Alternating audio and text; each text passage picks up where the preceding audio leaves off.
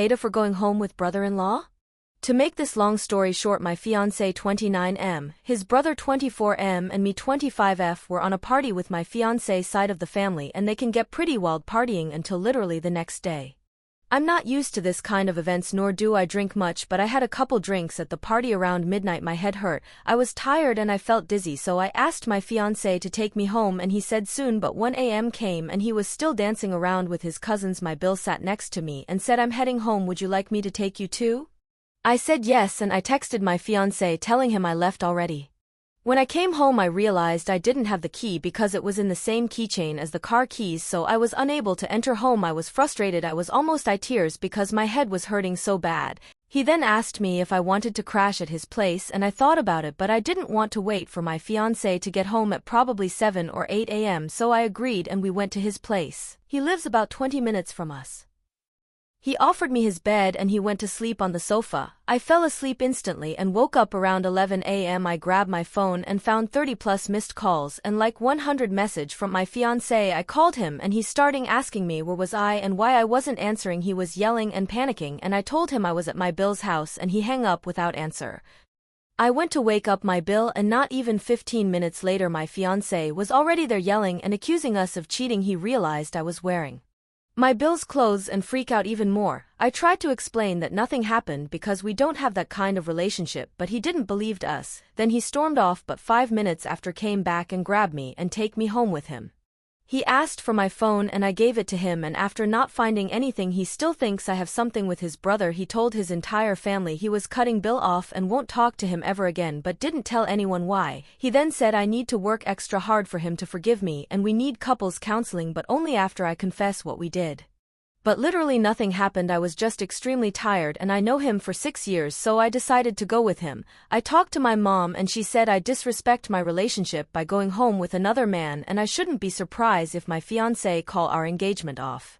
I love my fiancé very much, but I never saw him like this and I don't know what to do.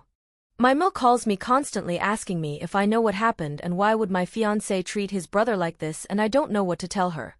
I was just too tired and my head was killing me, so I went home and now I don't even know if my relationship is salvageable. Edit: to clarify something. A lot of y'all are asking why I didn't tell my fiancé face to face that I was leaving with Bill, and that's because I knew he would have stopped me and told me he would take me home and then keep me waiting for him. I know I didn't do everything the right way, but my head was killing me and I was tipsy. As for the t-shirt, I thought sleeping in a crop top with no bra was worse than asking for a t-shirt to cover myself. And why didn't I ask Bill to text his brother? It didn't even cross my mind at the time. Plus my fiancé and I have that thingy where you can check where the other one is. I don't know what name it has on Android. Edit number 2. I talked to my Mil. Might update tomorrow. Relevant comments. Commenter: is it normal for your fiancé to stay out partying until 7/8 am? You said he didn't call until 8:47 am? Is that a usual time for him to come home from partying, and had he been drinking? How was he supposed to drive you home drunk? If he often drinks until the next morning and stumbles in wasted, he's an even bigger than just ignoring you in pain. He's going to kill himself or someone else. My vote is leave this but if you stay, please make him take a taxi/Uber/etc. when he drinks.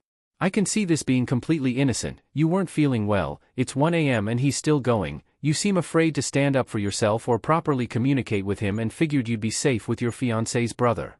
Him flipping out and throwing accusations immediately is wild. How often does he go Taiwan on without you? This is also alarming. I'd be totally fine with my husband catching a ride with my sister, but I wouldn't keep him waiting on me while I partied until 9 a.m.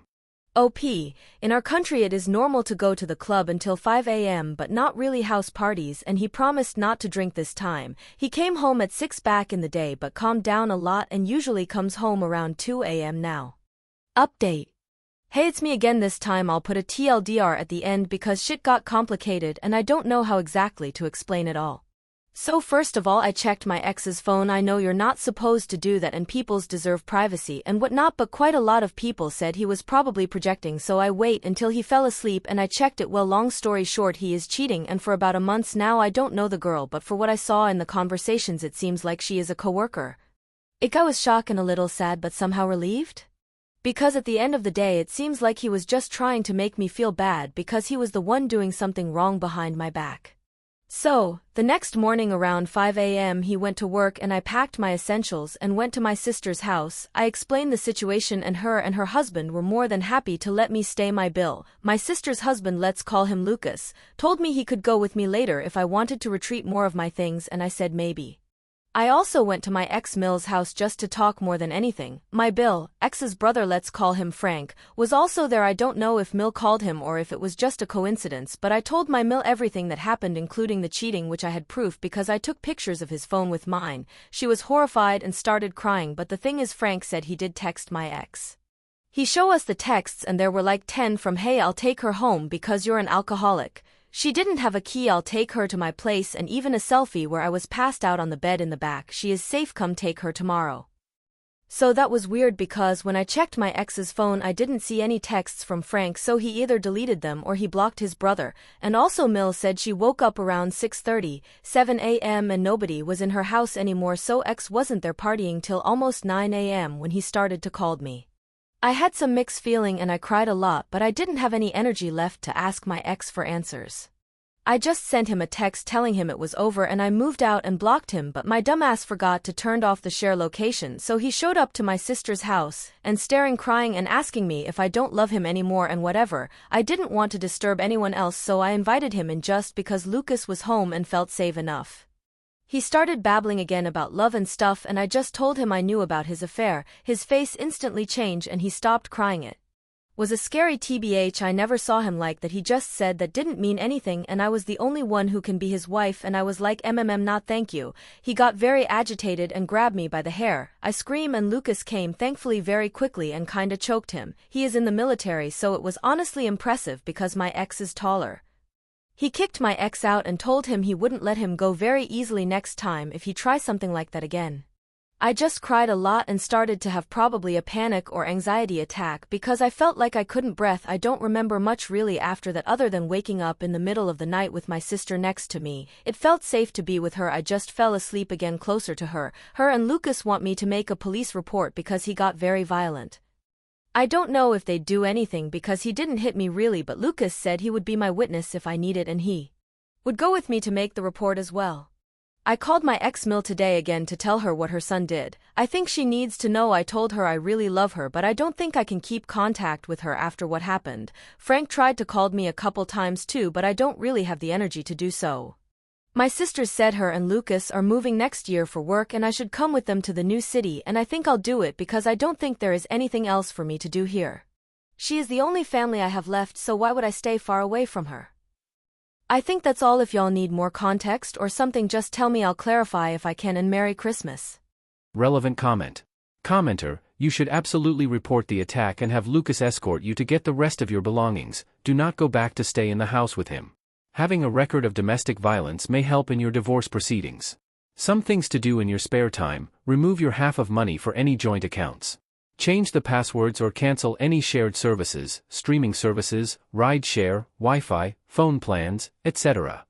Remove his name if he's on your health insurance. Remove him as a beneficiary or emergency contact from any accounts/policies.